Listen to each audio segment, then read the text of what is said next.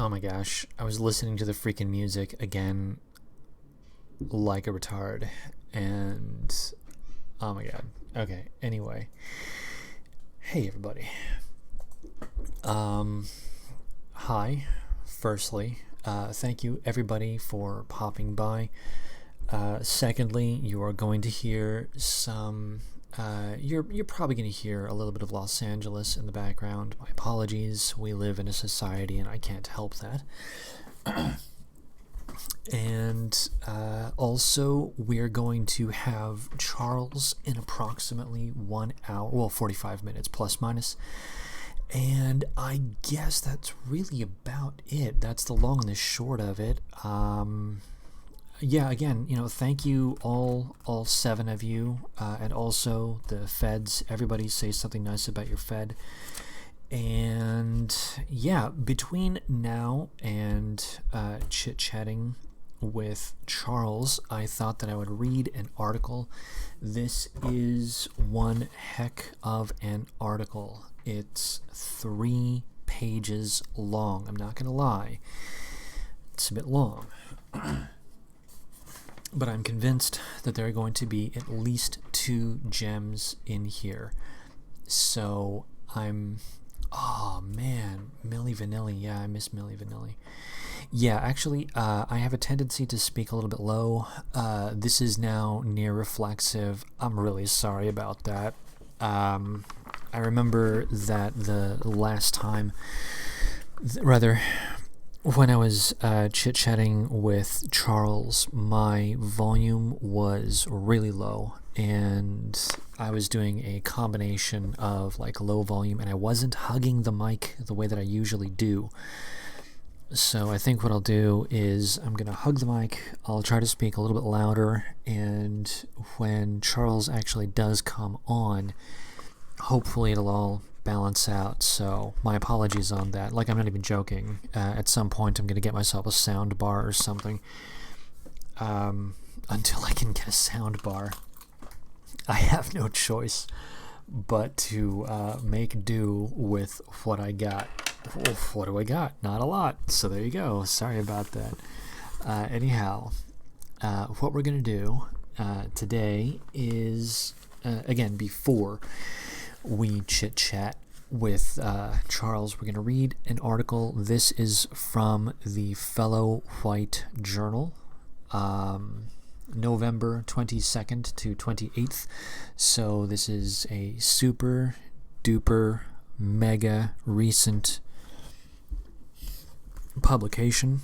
And in this Fellow White Journal, the article that I'm going to read is entitled, "Can Tikkun Olam Be More Inclusive?" Now, for those who don't know, I'm going to eat the mic, Jonathan Pohl, and there's nothing you can do about that.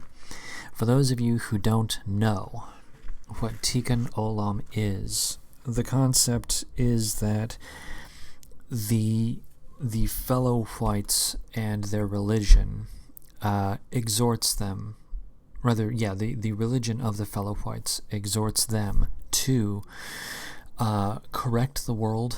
They're the ones who are to be the ones that show off what the world is supposed to be like. They will be the exemplars for everyone to follow. Think about the Noahide laws. I don't remember what the Noahide laws are exactly, but one of the first ones is that they are to make courts. No, that's the last one, I think. Whatever, it doesn't matter. One of them is that, thou shalt not murder. I actually agree with that. I don't like the Noahide laws conceptually, like as a thing to be imposed on non-fellow whites. I don't like that, but internally within, what's described within the Noahide laws, I actually do agree with that one. I actually do agree that we should not murder. That's a good law. I actually agree with that. But anyway, the thing is, the Tikkun Olam is a little bit like the Noahide laws, a little bit. One could imagine that Tikkun Olam would be almost like the application of the Noahide laws. So, yeah, anyway. Now that we've gone through that, I think it is high time that we just move directly into the article. I hope that I have enough time between now and when Charles pops by. So, here we go. We are going to now read the article. There's a quote at the very beginning, and the quote is, progressive fellow whites deserve credit for elevating Tikkun Olam as a central tenet of fellow white life. It's a hell of a thing, isn't it? Alright, so here we go. Let's move directly into it. Quote, Tikkun Olam, end quote, is what fellow whites call the idea of the fellow white people making the world a better and more just place through good deeds and political engagement. It literally means to, quote, repair the world, end quote, with a special and implied emphasis on social justice. There is nothing inherently liberal or conservative about repairing our world. Both ideological camps and U.S. political parties lay claim to the most effective remedies. Nevertheless, Tikkun Olam has become conflated with progressive politics. Fellow white progressives revel in it, while many conservatives shy away. Progressives assert the doctrine of fellow whiteness, while conservatives downplay it. The result is the two ideological camps have made fellow whitish social justice a purely liberal enterprise. It's high time for a more inclusive, big tent Tikkun Olam. There is a good... Now, I want you to note, by the way, here, that it's... Okay, so the article, rather, the thing that is described within what's stated on the cover of this journal. On the cover it says, can Tikkun Olam become more inclusive? I want you to note that the only kind of inclusion that they are discussing at the moment is opening it up to conservative fellow whites. That's what they mean by more inclusive presently. So anyone that is not a fellow white, anyone that is not a fellow tribesman, has yet to be discussed within the concept of inclusion relative to Tikkun Olam. Let's continue. Progressive fellow whites deserve credit for elevating Tikkun Olam as a central tenet of fellow white life. However, they often give off signals that fellow whitish social justice requires one to subscribe to their politics and ideology. Once, I participated in a meeting with fellow whitish social justice activists where participants were asked what they envision for the future of their movement. One participant said, quote, I know we will be on our way when Elizabeth Warren becomes president, end quote. Others nodded in agreement. There is nothing wrong, of course, with hoping for a more progressive president. Many do.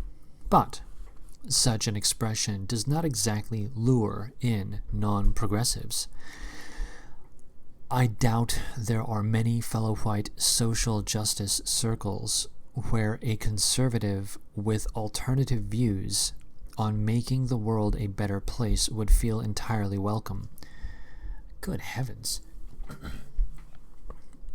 Just think about that for a moment. All of this is... They are literally only talking to, for, and about fellow whites. That's it. And they're talking only about making conservative fellow whites more welcome. So what they're saying essentially is, can't we just let in Ben Shapiro? That's what they're saying. They're actually saying that. That's their idea of inclusion. Let's continue.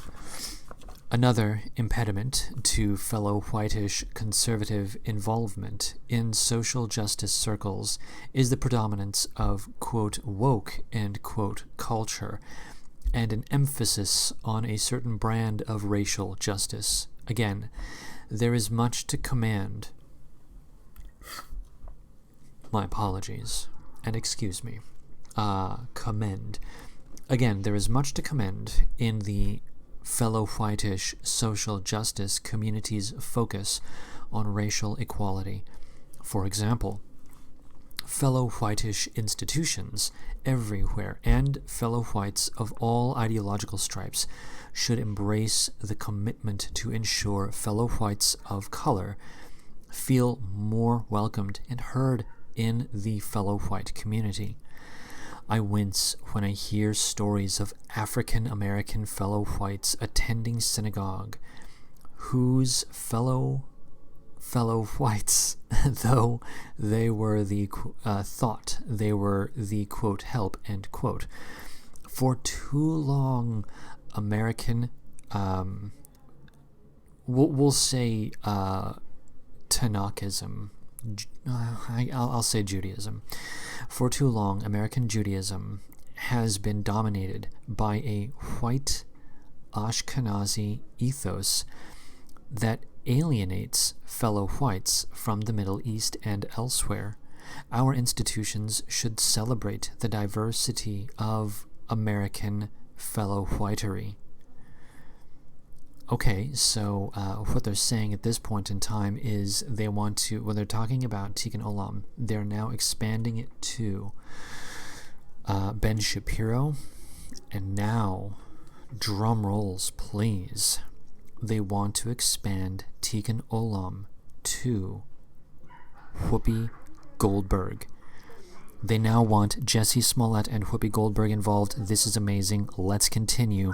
Some fellow whitish social justice warriors go beyond the need to diversify and view modern America as animated by white supremacy. In this perception, white supremacy is a political, economic, or cultural system in which whites control power and resources, and notions of white superiority and dominance are widespread. One wonders, rather, I wonder to myself, about the proportionality of whites to fellow whites in some of the institutions, say in the financial sector, maybe in academia, and maybe in media. Since fellow whites account for approximately 2% of the population, I suppose I would expect to see 2% of fellow whites distributed in media, academia, and in finance. But I'm not going to worry my pretty little head over that. Let's continue. For many mainstream and politically conservative fellow whites, such a perspective may come as a shock. In conservative understanding, however naive, white supremacists or men wearing white hoods or marching around synagogues carrying tiki torches. I don't understand what's going on in this article at the moment. It seems weird. Let's continue. Politically, mainstream fellow whites may see the United States as flawed and tainted by a legacy of racism, but not as a fundamentally white supremacist society. Many would be more than willing to enter a dialogue over racism in America, but want to have the leeway to explore differences of opinion. However, I have to get my, gotta get the page ready here so that I can turn it. However, in many social justice circles, professing adherence to an extreme and narrow-minded view of American racism often is the price of admission. Relaxing, I've heard that phrase here before. In fact, price of admission. In this case, it's price of admission into... however, social justice circles, I guess the price of admission here is just into American social justice circles, but I also heard price of admission with regards to, they were rebuking, this was a different article that I was reading, and they were rebuking white people in general for allowing themselves to be embroiled, or not embroiled, let me rephrase, they were rebuking whites for allowing themselves to be entrapped into aligning with people or groups who were racist, and they're saying that silence regarding the racism was the price of admission. So I think it's funny that there's sort of a because I've never really heard that.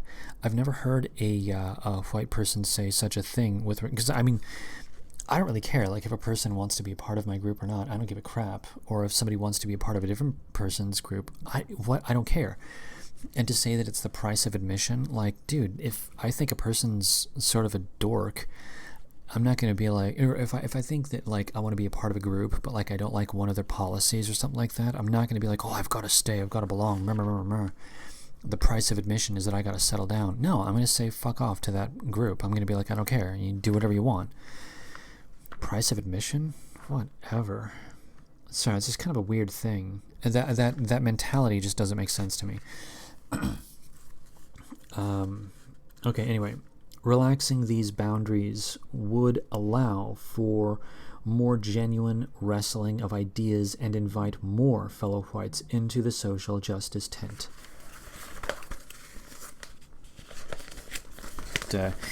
Get my documents in order. Okay, continuing.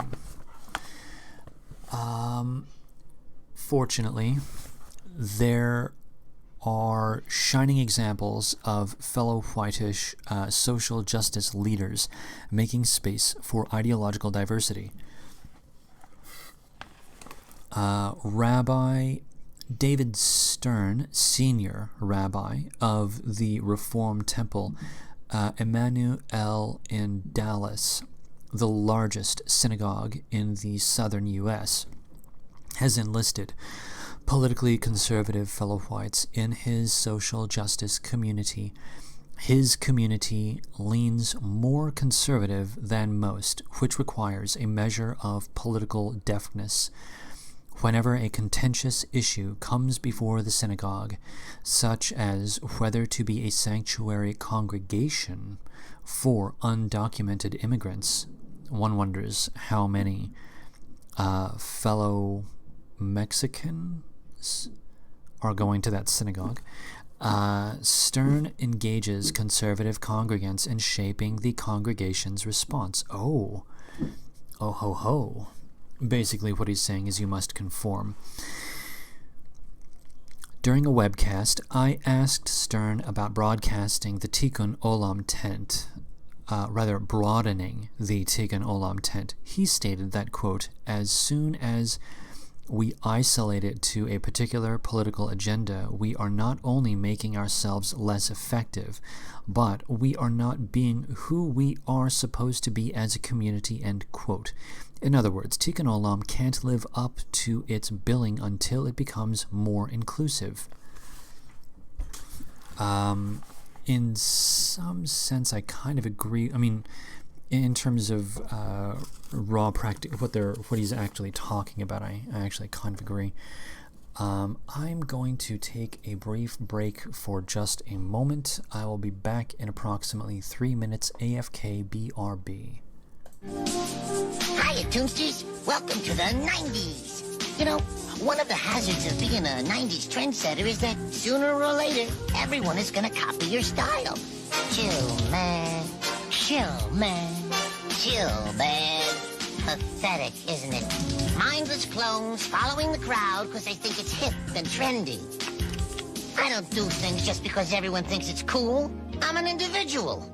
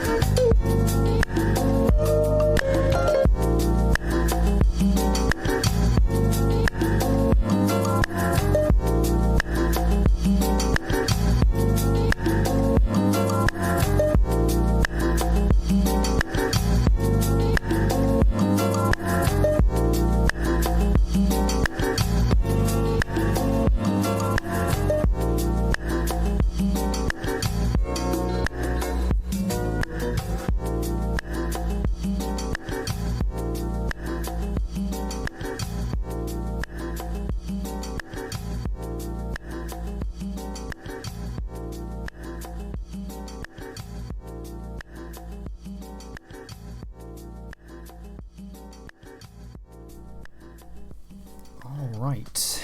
That was Life in the 90s by AKTR, I think it's called. At any rate, love that track. Great big fan. And let's see here. Many conservatives, Shabbat Jihad, during a webcast, live up to billing until it becomes more inclusive. Okay, I think I know where I am. We are going to continue now. We are approximately 1/3 of the way through this article. Yeah. Okay, here we go. Many conservatives have ceded the territory by treating the very notion of fellow whitish social justice with derision. Jonathan Newman, author of the controversial 2018 book, quote, To Heal the World, How the Fellow Whitish Left Corrupts Judaism and Endangers Israel, end quote, asserted in the New York Post in June 2018 that a, quote, tiresome fixation on Tikkun Olam has allowed Judaism to fall into disrepair, end quote, going so far as to claim that, quote, the truth is that Tikkun Olam and its leftist politics have no basis in Judaism. I'll be darned. That's one hell of a rebuke, isn't it? Newman and other conservative critics ignore that Tikkun Olam is deeply embedded in the fellow whitish tradition. Andrei Spokojny argued persuasively in an October 2018 blog post in the Times of Israel that, quote, virtually all of the prophets talk tirelessly about the need to create a just and ethical society. Many of their words sound pretty much like a 21st century Tikkun Olam manifesto, end quote. I have no idea if that's true. But let's continue. Well, it's the religion. Judaism does indeed care deeply about a just society. Who would want to be part of a spiritual and moral tradition that didn't? Certainly not many young fellow whites, whom we desperately are trying to attract. We all know fellow whitish conservatives with huge hearts and sharp minds, who don't fall in line with progressive social policy and discourse. They give money to charity. They volunteer at shelters on Christmas. They'd give the shirts off their backs to someone in need. However, they have very distinct ideas on how to make the world a better place.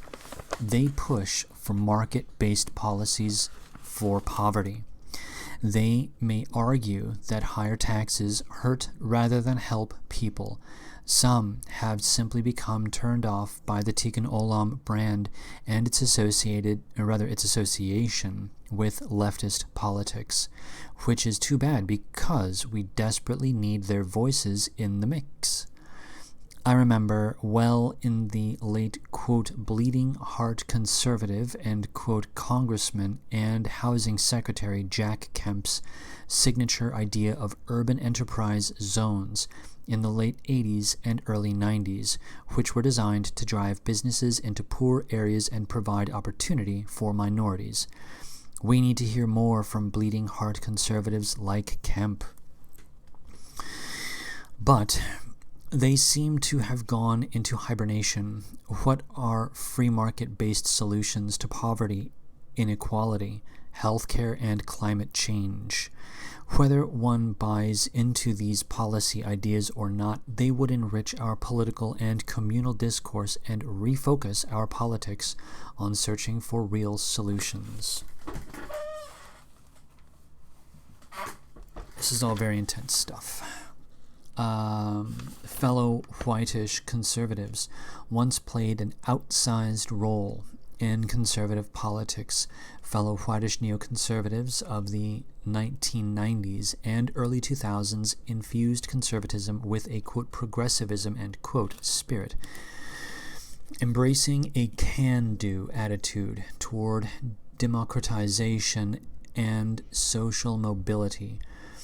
Whether you agreed with Paul Wolfowitz's parenthetical Deputy Secretary of Defense under George W. Bush and parenthetical war in Iraq, he was motivated to make the world a better place by spreading freedom and democracy in autocratic lands. I think there is an argument that they were going after Edom and possibly Amalek, but I suppose if we are going to whitewash it, we will say the sentence that I just finished. Continuing. Fellow whitish neocons were both skeptical of government-supported poverty reduction and insistent we not give up on effective alternative solutions.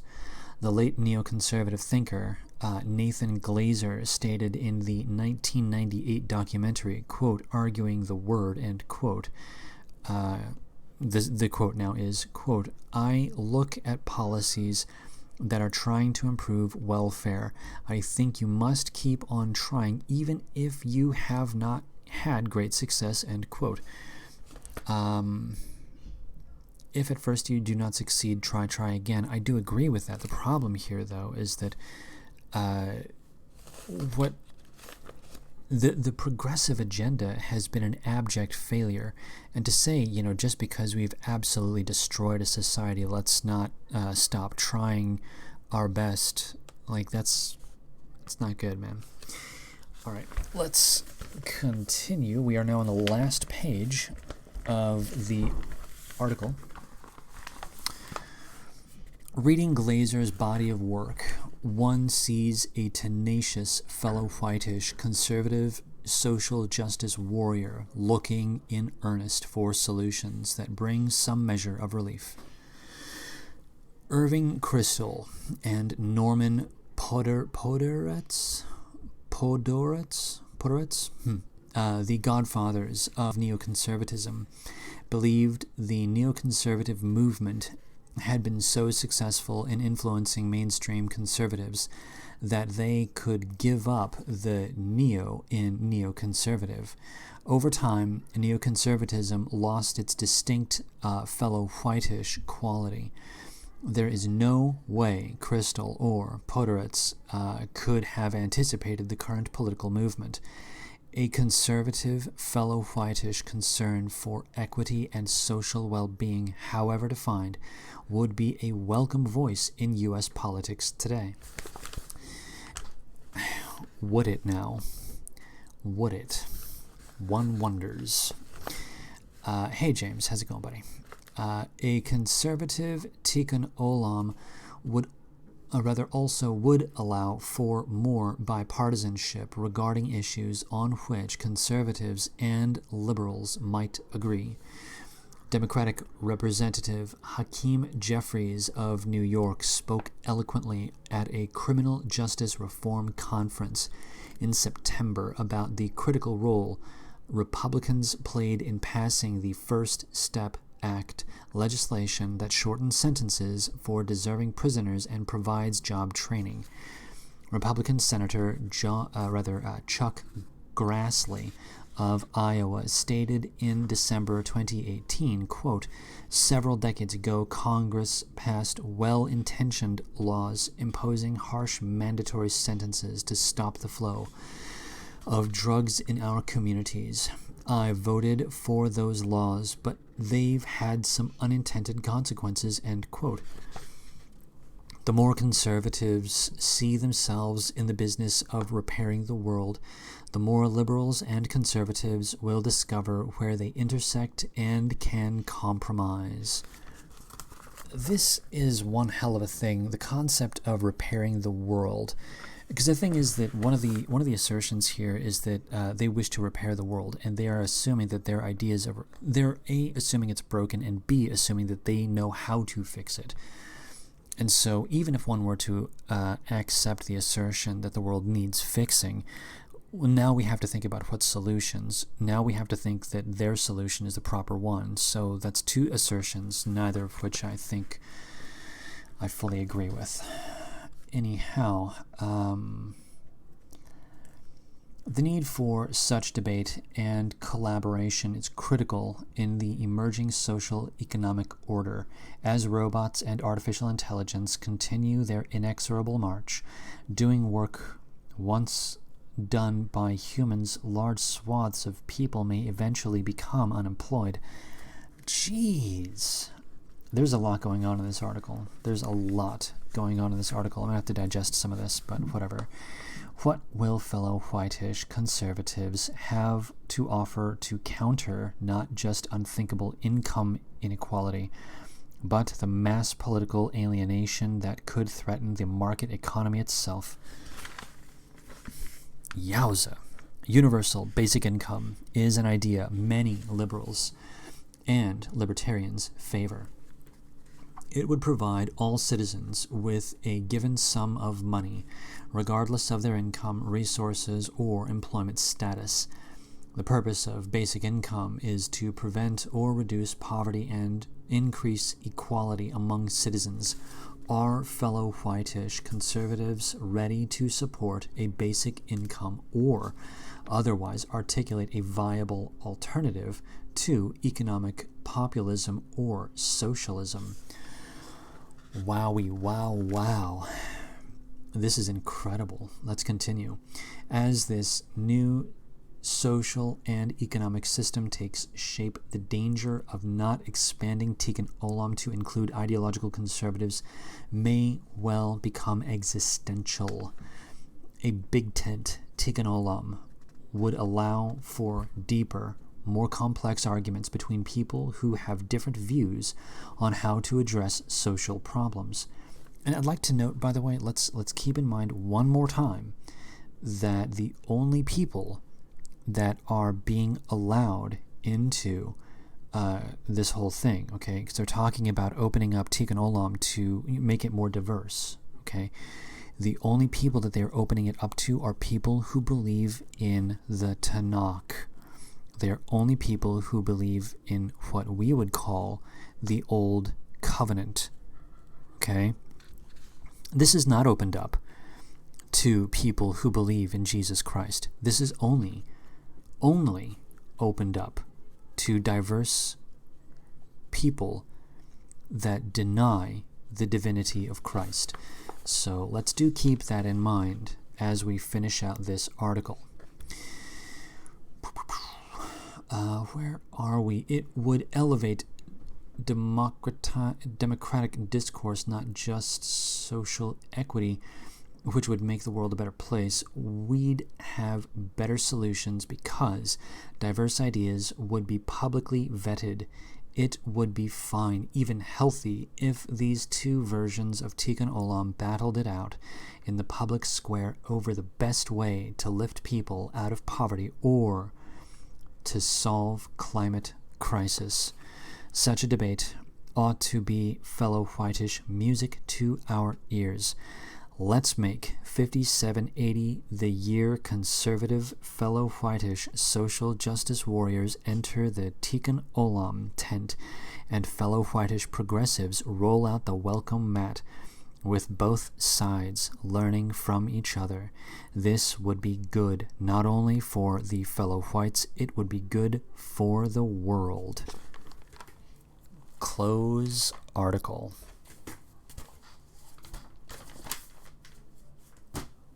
So basically keep in mind here that the only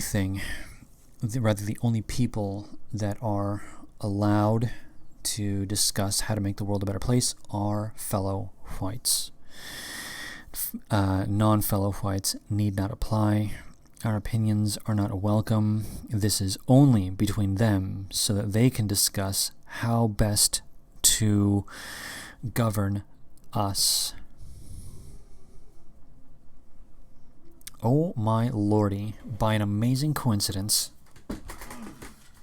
I just happened to see a Wild Charles that literally just now popped into a window, and I am going to get myself non-boomered so that I can actually converse, because that's what we like to do.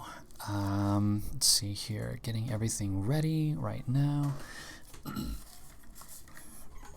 And I think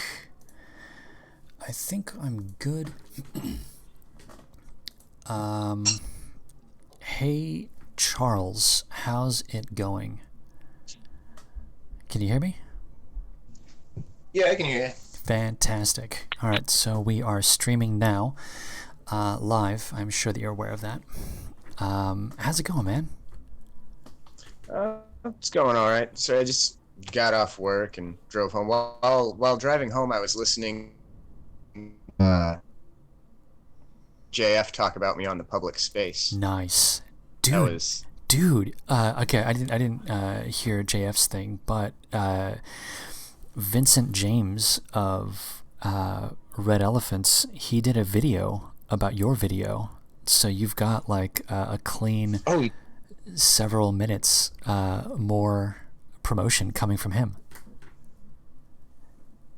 that's awesome. Hell yeah, it is. I used to watch the Red Elephants all the time. Like the Red Elephants, the Public Space, James Allisup. Like I watched all those guys, but when I comboed school with work, I didn't really have time anymore. No, I know how it is. I legit actually understand what you mean. I Well, really slimmed down information intake. Like, funnily enough, like I don't really listen to anyone I agree with anymore. really? Yeah. I'll like pop in, like I'll occasionally like check in on like America First with Nick Fuentes and stuff like that, just to like keep updated on like what's going on. But for the most, like I get almost all of my news from Tim Pool and NPR and the New York Times. You know what's funny? I find myself doing the same thing, not even joking. And one of the reasons for that is because I want to know what is being said about us. Right. That's exactly right. It's not just, and it's not just what is being said about us. It's what are they saying? Like, Yeah. What framing techniques are they using, and how can I break them? What like what rhetorical strategies are they deploying? How can I emulate the good ones, and how can I find weaknesses?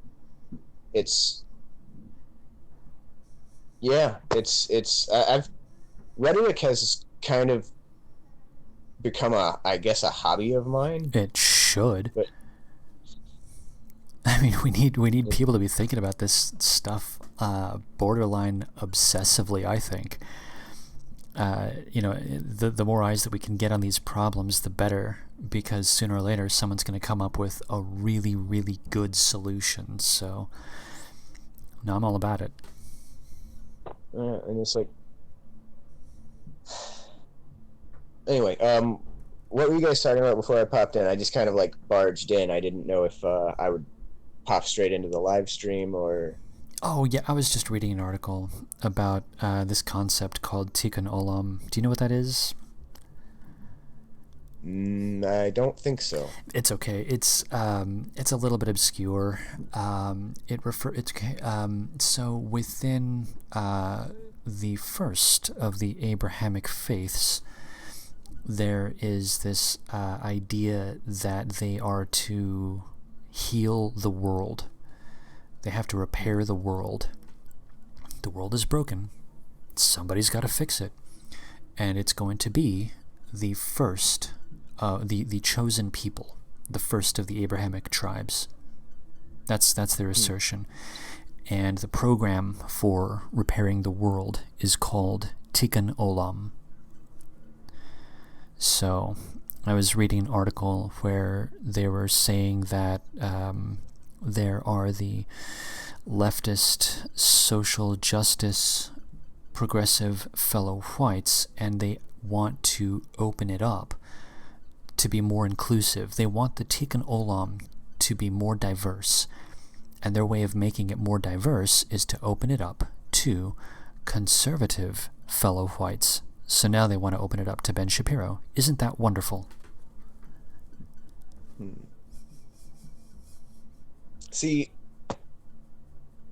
well, with a concept like that, I have to like just reject the premise that the world is flawed.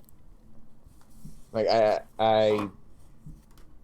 don't think so. I think that the world is just fine. I think that sometimes people do twisted things, and so like there's something to be said about people. Yeah. But like No, I'm on board.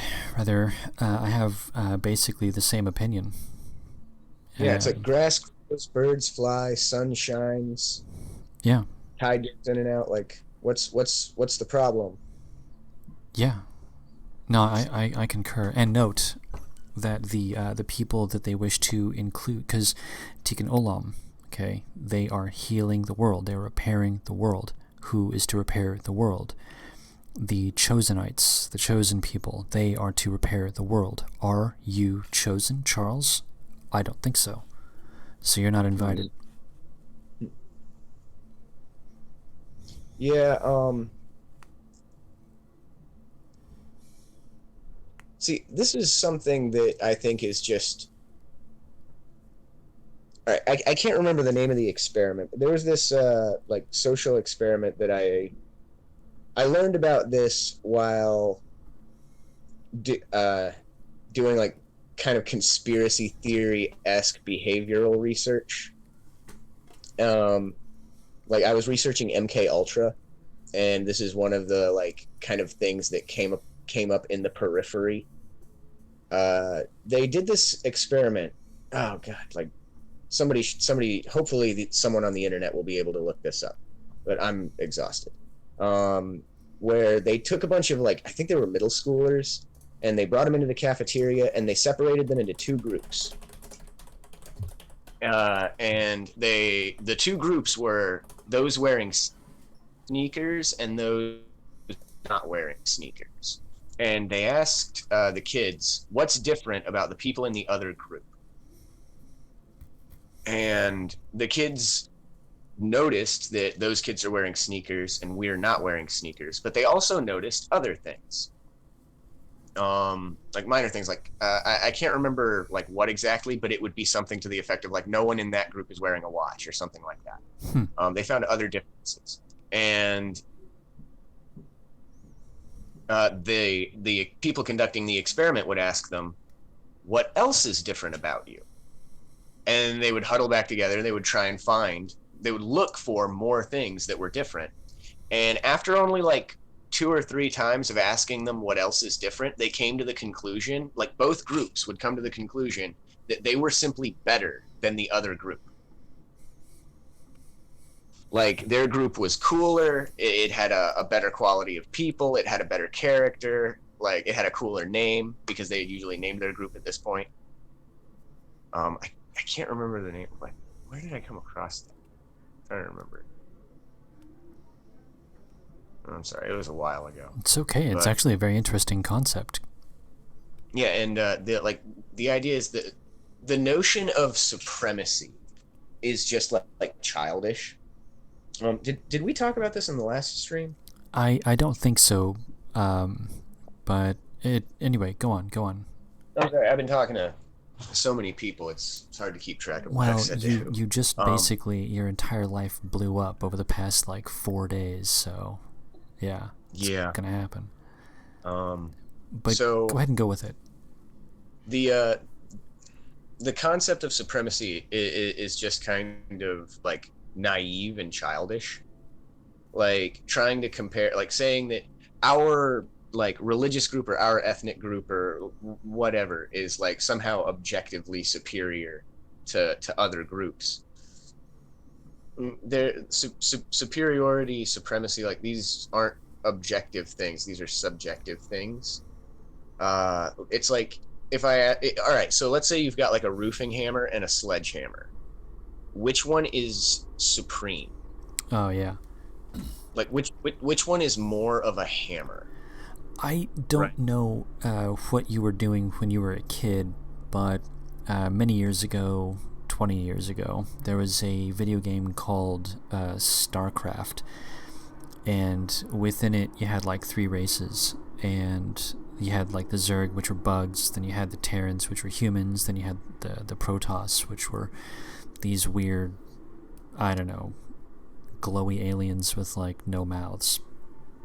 Whatever. Anyway, the Zerg were like really cheap, and you would just like throw those things out, and they were like popcorn. You just throw them at your enemy. They were very cheap to produce.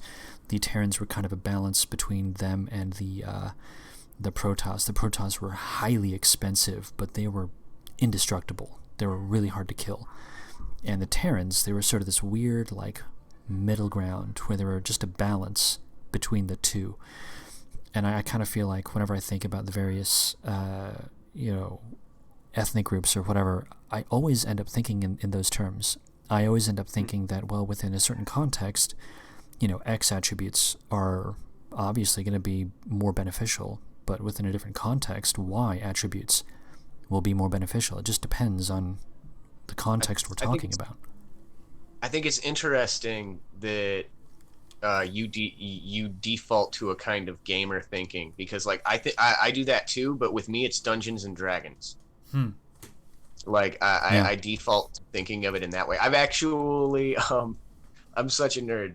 I actually like came up with a rule set for dividing the various human subraces into like with different stat features and stuff. Nice. For 5th edition. That's funny. Yeah, I haven't gotten a chance to run it yet because being an adult, it's hard to fit a regular D&D game into your schedule. Well, yeah, once I think you get past the age of like 19, suddenly a lot of other things take priority. Yeah. Yeah. Yeah. Well, at any rate, so yeah, you were talking about how the concept of supremacy itself is childish. Right. Because like the hammer, like the roofing hammer and the sledgehammer analogy. Okay, now take that exact same idea and apply it to trying to ask the question of which is better, an Inuit or a Kenyan. Yeah. And it's just like, okay, that's a stupid question that has no answer. It's like, what are you trying to do? You know what I mean? It's like, yeah. With the roofing hammer and the sledgehammer, what are you trying to do? Are you trying to fix? Are you trying to tear the roof down, or are you trying to put it back? Like, yeah. But with the Inuit and the Kenyan, are you trying to get a gold medal at the Olympics, or are you trying to survive the frozen tundra? Like, yeah, it's not a fair comparison. It's beyond apples and oranges. Like, yeah. I think I would. Childish is one way to describe it. I think myopic is a different way to because basically it's like it's just low-level thinking. No matter how you cut it up, it's just like, well, but there's so many other things going on, and also I think the concept of focusing on it, it's like, well, okay, but I mean, I'm more interested in other things that are going on in this world. I don't actually give a shit. But whatever. Anyway. And there's really not much else to say. It's just a overly simplistic concept. What were you, myopic? I've heard that before, but I don't think I've ever actually looked that word. Okay, so intellectual myopia is, sort of just a moving over from. Okay, myopia is a condition of the eyes where you are unable to see at distance. You can basically only see things close up, and that's it. Gotcha. Yeah. No, that makes that's an appropriate way to describe it. Yeah. I learned a new word. You learn something new every day. That's right. Someday. Yeah. But yeah, I think and of course, as we all know, racism was a word that was created by some Marxist back in the, I think, late 1800s or something like that, early 1900s, I forget which. And I think it was the early 1900s. Yeah. I want to say it was like it was like after World War One, I think. I don't remember. I really don't remember. But I do recall that the person was a Marxist, and I believe they were a fellow white. And if that's the case, then there would be like it would make some sense because they have hashtag not all, but there are numerous instances of them being hyper focused on race, especially their own. Well, like if you look at like their history, you know, it actually like makes a lot of sense, and I think that there's actually like something there is, in all fairness, something to be admired about a nation of people that was able to live in diaspora in the lands of foreigners for 2,000 years, give or take, and preserve their language, their cultural traditions, their religious traditions, and to a pretty large degree, even their dietary practices. Like to have held so tightly to that culture and kept it through all of that, there is something to be respected there. And you can understand how a history like that would lead that group to be very ethnocentric as just a survival mechanism for the group. No, it makes sense. Well, so I have a little bit of cut some slack, but at the same time, that doesn't mean don't push back when they say like hateful, bigoted nonsense, and don't tolerate the use of hate slurs, like the G word. Yeah. Actually, I was listening to, or I guess I was reading a Twitter response chain where a guy that I know, someone called him, no, someone said the word goyim or something, or the G word. I like that one. I like calling it G word, the N word and the G word. That's funny. Someone said the G word, and he said that that's hate speech.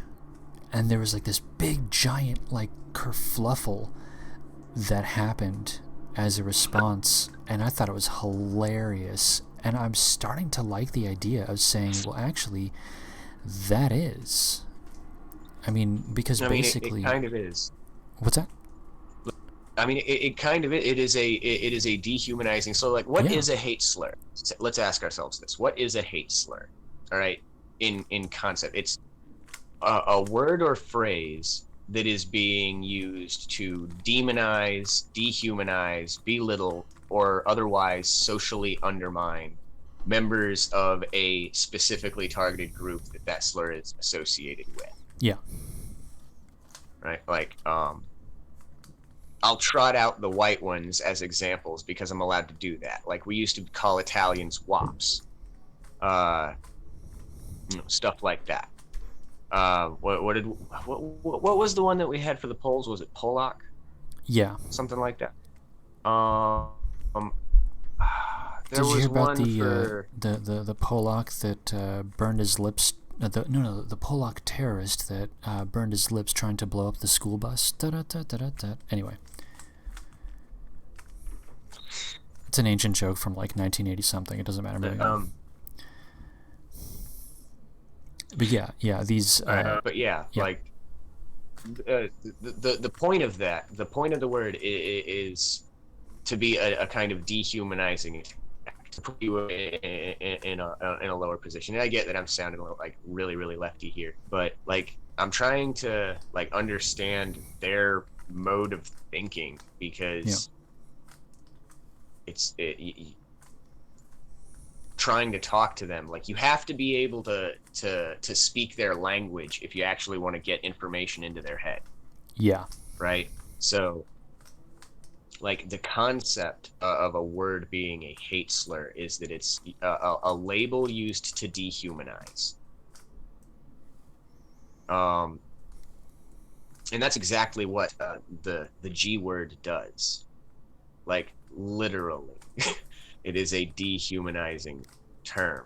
And Well, it shouldn't be controversial to point it out, because literally every group has dehumanizing slurs for literally every other group. Like, sports teams have dehumanizing, like the fans of sports teams have dehumanizing slurs for the fans of other sports teams. Well, yeah. This is just a thing that happens in language. You don't need to freak out. There is a concept. I don't know if you're familiar with this. I did kind of, not a deep dive, but like a medium dive on Judaism a while ago.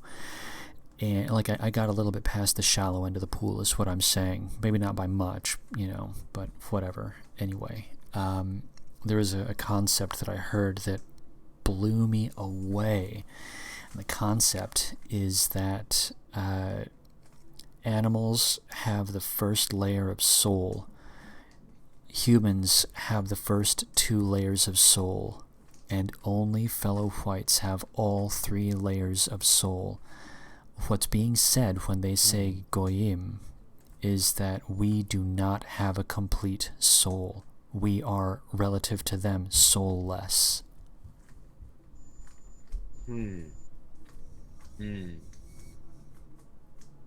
Yeah, think about that. This sounds like I've seen people like meme out quotes from the Talmud along those lines. Yeah. And like I actually dove into this a bit also, and there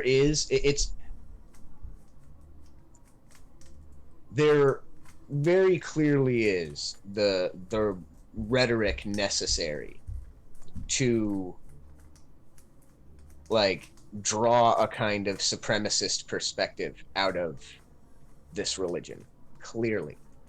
Okay.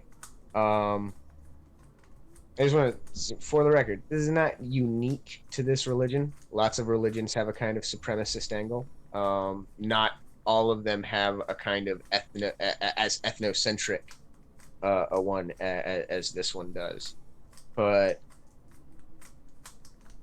it is troubling, and all like the only productive thing we can do, because like spurting out about it on the internet just kind of gives them ammunition to further label us with slurs. Yeah. But their slurs actually have impact, and saying antiquated hate slurs on the internet has no effect other than giving them kindling for their fires. Like knock it off. Like it's not necessary. No, But, I totally agree with that. Not saying don't be, honest. And this is something that needs to be called out specifically when it happens. And a great example of specifically when it happens is like Tim Wise. He's very vocal in his like just beating down of white people. I've noticed that. Yeah. It's just like, hey man, what's your problem? Yeah. Like, why are you being a dick? Start with that question. That's a great question. Why are you being a dick? Yeah. Like, I like phrasing it in just like What's your regular problem? lingo too. Something anyone can understand. it's like that like temper tantrum of an essay he wrote after Trump got elected, where he was just like, you white people are on the endangered list, and unlike, what did he call it? What did he say? Like muskrats or something? Yeah, You're not worth saving. And it's just like, dude, this is one of the things I talked about in like this presentation I did. I also had to write an essay on it, and in the essay I talk about Tim Wise saying that, and Joe Biden, what he said about an unrelenting stream of immigration. It's like, who describes something good as unrelenting? Yeah, I caught that too.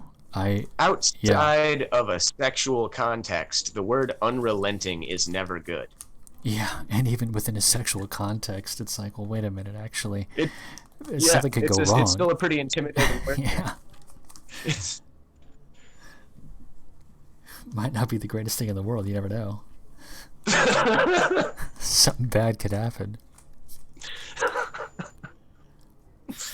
Oh. But yeah, actually, I've been noticing word choice a lot myself as well. I think it's just something that happens when you start getting like past 25. I think so. Like, well, for certain, you really start to calm down a bit. Yeah, I was kind of a firebrand when I was a kid. It's a little embarrassing, but it is the case, whatever. And then one day I was listening to like Chillwave just out of nowhere. So I went from like White Zombie, Nine Inch Nails, kind of paused, but whatever. Not kind of paused, hyper paused. Moving on. I went from that to like, I don't know, you don't know what Boards of Canada is, but they were my favorite group for like a really long time. They're just really relaxing as all. It's ambient, like music from these Scottish guys with synthesizers and drum machines. Anyway, but yeah, I know what you mean about like calming down and starting to check up on word usage. Side note, I'm sorry that everyone can hear Los Angeles happening behind me. Sorry about that. Moving on. Well, okay, it's abated now. Fantastic. Yeah, anyway. I'm sorry. What's that? I'm exhausted. Hmm? What did you just say? About what? Like you were talking a second ago, and I completely zonked out. I'm sorry, man. I'm on like 3 hours of sleep a night for the past 3 nights. Oh no, that sucks. Well. Yeah, I've been working on like homework and stuff, but I've got like 2 cups of coffee in me, so I'm not going to be going to sleep. But I'm kind of not all there. Do you know what I mean? I know precisely what you mean. This morning I woke up earlier than I wanted to by like 45 minutes, maybe an hour, which doesn't seem like a very big deal when you stop and think about it, like who cares? But then suddenly like, wait a minute, but then the time that it's going to take to get back to sleep plus sleeping, like that's going to mess me up for like a clean hour and a half. So I just ruined my day by accident. So I get it. I get it. Plus, you're also like, you're talking to me. You're going to be talking to JF. You're talking to other people. I caught that video, by the way, that you uploaded just today, right? Or is it yesterday? I think it was yesterday. Yesterday, the slideshow. Yeah. Yeah, that was the like. I called I had not even called. I texted a friend of mine, and he gave me like the basics of how to record a PowerPoint as a video because I had never done it before. Like I said, I'm very, very new to all this kind of stuff. I'm an in-person talk to you kind of guy. I've noticed. Which, yeah, I feel like that comes across in that slideshow because like that's just me sitting there with a microphone. Yeah. It's a lot easier to talk to other people because then I have I've got a face, I've got so much information to go on to know which set of things I could say is the right thing to say. Yeah. Like so many cues when you can actually see your audience. Yeah. I completely agree. One of the things that I've been thinking a lot about is how to open up some of this to like public discourse, how to get other people to hear the things that you're talking about. Well, I guess the things that we're talking about, because basically everyone in chat, you probably can't see chat, but whatever. Basically everyone in chat is, on our side, it's a little bit of an echo chamber, whatever. But so when I say we, I'm just, general. Anyway. That's the thing. That's actually something that I wanted to talk to you about, was echo chambers, you need to get in, like, find echo chambers. It's not like there's one great big left wing echo chambers or echo chamber. No, there's a bunch of like little microcosm echo chambers, and they're all like having information seeped in, and like information from the New York Times seeps in. It's like everybody's got that one friend who's really political. That person scrolls through the New York Times and all that, and then disseminates the information to their friend group, right? When you find your way into an echo chamber on Facebook or Reddit or Twitter or wherever, or Tumblr, wherever, find the different people in that group that are like really vocal about their ideas.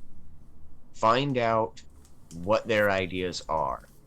Find out which of your ideas you can convince them of. Convince them of that one. And if you can get enough people in that chamber to be miming one of your talking points, the whole chamber gets filled with all of your talking points. And then you just wait. That's an interesting idea. So I've been kicking around this concept for a little while.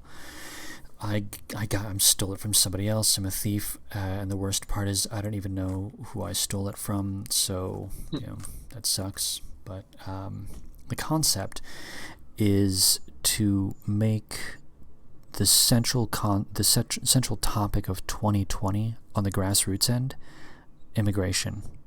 Literally nothing else. So even though the drag queen thing can be a bit of a bummer, teaching little kids about anal sex, which is a bummer, even though those are tremendous bummers, focusing instead on one topic would mean that because everyone would be talking about the same thing, it would start to seep into other groups.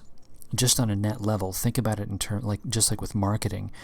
There's this concept that I remember hearing. The reason that Coca-Cola does so much advertising is because your nervous system has to receive those impulses of whatever it is that they're trying to get you to hear, see, or understand, or whatever. It has to happen 7 times before you start to notice it, which is why you'll see Coca-Cola adverts on buses and billboards and blah blah blah. We all know. Similarly, just imagine a cacophony of people that were all talking about immigration. Imagine, because again, think about it from a marketing standpoint. You would have a bunch of people talking about it, and your average, blue-pilled normie or whatever who's not in our circles, they would not hear what we are talking about. They might hear it like once or twice on the periphery of what we're talking about. But if a lot of people were, now of course, here in the chat we've got a couple dozen people and a few feds. The feds, they're not going to do anything, but a couple dozen of us, maybe a couple of us will actually do something, which is a start, So obviously when I talk about this, I'm not saying that we in this chat are going to change anything. But maybe if we could convince other people to, maybe if we could find a way to get others on board, that might help out. Because what's going to happen is Texas goes blue in 2024. God damn it! Here I'm going into some weird hyper-technical specific stuff that doesn't matter. Moving on. You were talking about getting people to use your talking points. Basically infiltrating groups. You were talking about infiltrating groups and getting others. Have you been able to do that? Didn't have as much luck with it in social media, but I've found it like a useful strategy in like real world friend groups. Because it's like when you go around a workplace or a college campus, there are various cliques, you know what I mean? Like different little groups of social circles who maybe they chat on cigarette breaks. If you're in a workplace, like maybe they're like a certain group of friends at your school or college or whatever. And they all talk, and they each have their own opinions. They're each their own people. Like they are their own person. And when you talk to them and you convince one of them of one of your ideas, and another one of another of your ideas, and another of another of your ideas, then as they continue to talk, even when you're not there, all of your ideas are circling this group. And it's just a matter of time before that like shifts their perspectives on things. So you don't have to walk up to somebody and try and like Agent Smith copy every single thing that you know onto that person. Yeah. All right, like you don't need to do that.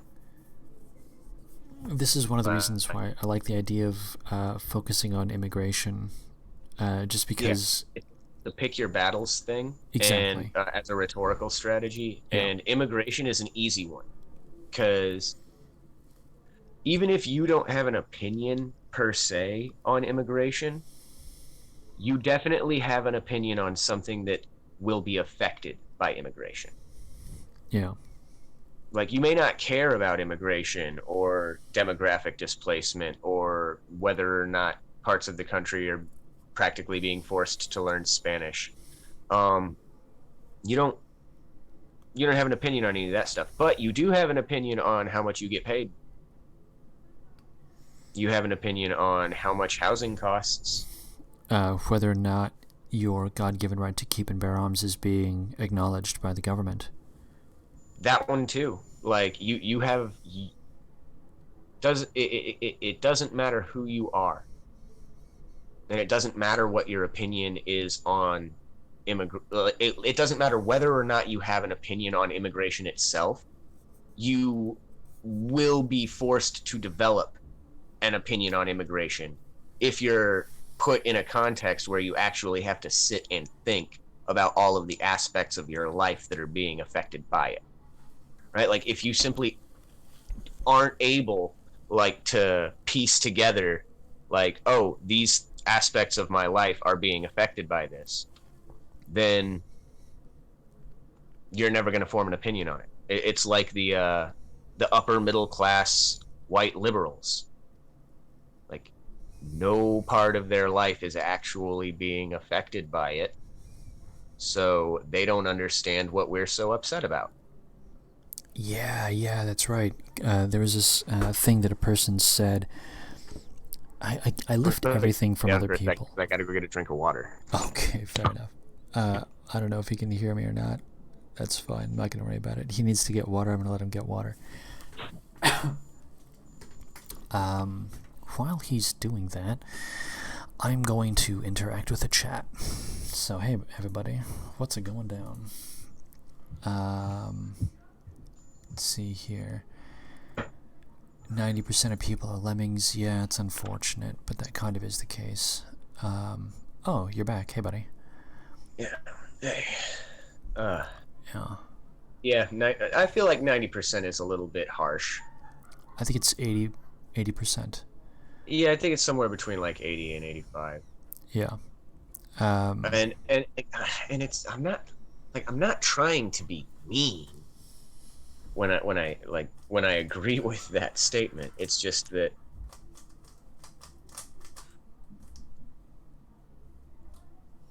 I suppose it's kind of like how like professional weightlifters and strongmen just kind of perceive everyone else as being weak.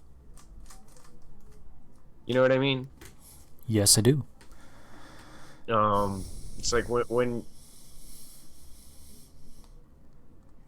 you actually like think about stuff a lot and you kind of like work out the muscle of your brain. Well, and you just natural talent for intellect, because like let's face facts, like there is strong evidence to support that there is a hereditary link to intelligence. Well, yeah, but okay, so number one, just in terms of rolling of the dice, you're going to have just generalized an IQ of about 100. I can tell by your your vocabulary, conduct, demeanor, and whatnot, that you're at least a standard deviation above that. So you're doing okay. I know from personal experience that it was almost mind-blowing when I realized formally that I was actually smarter than a lot of other people. And I was like, how do you not understand this shit? Like, this is so obvious. Like, I would get things, like, I had to start it, like, there was this one time, he was a great guy, you know, and I liked him, so there's no derision on my part, but I decided for one reason or another that I was going to give a copy of Orwell's 1984 to a buddy of mine, Mexican dude, at a job that I used to have, and he was just regular, you know, like IQ 85 Mexican dude. Nothing again. He was a great guy. He was a nice guy. But there's just certain things that he didn't get. And so there was a part in the book in the very beginning where, I forget the main character's name, but he says that he's wearing like the mask of indifference or something like that. And the Mexican dude, he didn't understand symbolism or analogies or anything like that. So he was just like, wait, what? He had a mask on? And like in that one single moment, I was like, holy shit. Differences in IQ are actually real. Like, it just hit me like a ton of bricks. I had a coworker that when trying to figure out how much our checks when trying to figure out how much our checks should be, we like, he was counting his hours, and he was just like, okay, 9, 10, like he was counting them on his hand. He went 9, 10, and I would say, no, we clocked in at 9, so 9 is 0 and 10 is 1. And he started counting again, 9, 10, and I was just like, no, 9 is the starting point. That's 0. It doesn't count as an hour. We go from 9 to 10, 10 to 11, 11 to 12. I had to teach him the concept of 0 because he didn't have a functional understanding of 0. Oh my gosh. And I mean, he was one of the nicest people that I had ever met in my life, and one of the probably one of the most, like, one of the best coworkers I've ever had. Like, he did his job and he did it well. He was a little clumsy, but I mean, great guy. I spent like weeks working like 10-hour shifts with just him and me. But he wasn't really good at, like, abstract concepts. Yeah, abstract concepts. No, I know how it is. I know. He's a very hands-on kind of person. Like, How like when I was frustrating younger, is that? like when I was like a teenager, I was like really angry like all the time, and I still get angry sometimes, especially when like I check the news and it's something about like drag queen story hour at the library, or like the trans kids thing. Like, oh, that just boggles my mind. Like, oh man. Oh, but, wait, you're switching topics. What are we talking about now? Oh, I'm sorry. I was talking about getting angry about all of this stuff. Yeah. And I used to get like really mad, and I would go on these like screaming rants. And sometimes when I'm in my car and somebody cuts me off, and I'll just like go off on a tangent, and I'll just start screaming at my steering wheel, ranting about Yeah. what thing NPR said that made me mad. But it doesn't really do a lot of good to try and like go out into public and scream at people. And Yeah. in the exact same way, it doesn't really do a lot of good to get on social media and just demonstrate animosity. But I get like trolling is fun. I understand that. But like this whole not being funny is funny thing. I don't know. Maybe I'm just like crapping on the younger generation's humor, but I don't really know where I was going with that. I'm just really, really tired. That's okay. It's And okay. I should probably get off here before I accidentally say something that I don't mean at all, but somebody can twist into something that makes me look horrible. Oh yeah. I know how that is. I've been streaming now for like a year and a half or whatever, and I'm shocked that I don't get more shit for all the silly bullshit that I say. But Yeah, whatever. something that's like really weird is the fact that like I pick up my phone and I look at like my Twitter and stuff, and I'm a famous hero. Oh Like that's what they yeah. say about me. And like they think like they say I'm a hero. And like there's so many people like I had to I had to silence notifications completely because they were just constantly going off. Yeah, no doubt. And it wow, I have over 3,000 subscribers on YouTube now. Dude, you've got an audience. Yeah, and it's just like, whew. But then I put my phone down and I talk to people in real life and no one knows. Yeah. I spoke with a professor or that in like Georgia Southern University's like circle, like they teach at a different campus. They have no idea. Like they didn't Yeah. recognize me, nothing. Well, overall, that's a good And thing. it, yeah, I mean like like yeah, like actually, like I was gonna say to a degree, but yeah, no, there's no degrees. That's just straight up a good thing. Yeah, because But they're it's just kind of like mind-boggling how it's like I pick up my phone, it feels like I'm looking into an alternate reality where I'm a world famous celebrity. But then like I put down my phone, and it's just like nope, this is real life. Nobody knows or cares who you are. no, but that's good. You actually do want that. Keep in mind that lots of Hollywood stars and famous people, for one reason or another, they frequently end up in Europe, and the reason they end up in Europe is because fewer people know who they are. It's just easier to go to the store that way. I guess I never thought about that. But anyway, like I said, I'm gonna get off here. Yeah. Sorry wasn't able to give you a more productive interview. I'm just No.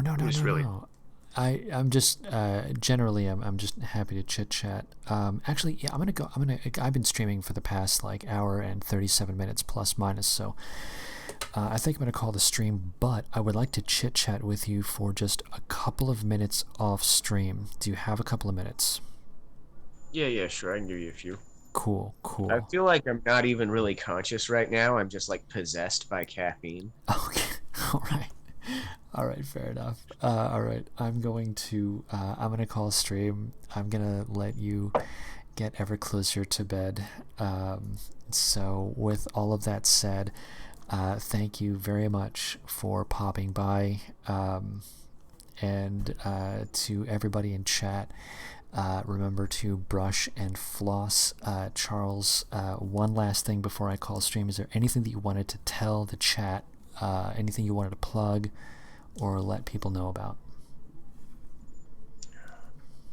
Yeah, I'm gonna be on the public space tomorrow, and well, then we'll I make feel sure. like we're going. I feel like 2020 is gonna be a good year. Keep a close eye on American politics, particularly. Like 2020 is gonna be a really good year. I'm looking forward to it myself. All right, I'm gonna call stream. Obviously, I want to thank Charles for popping by. I want to thank everybody in the chat for popping by. Oh, Heinrich, public space. That's JF's YouTube. So make sure to check it out. But anyway, I'm just gonna go right over to the outro, and I'll see everybody in the chats. Cheers.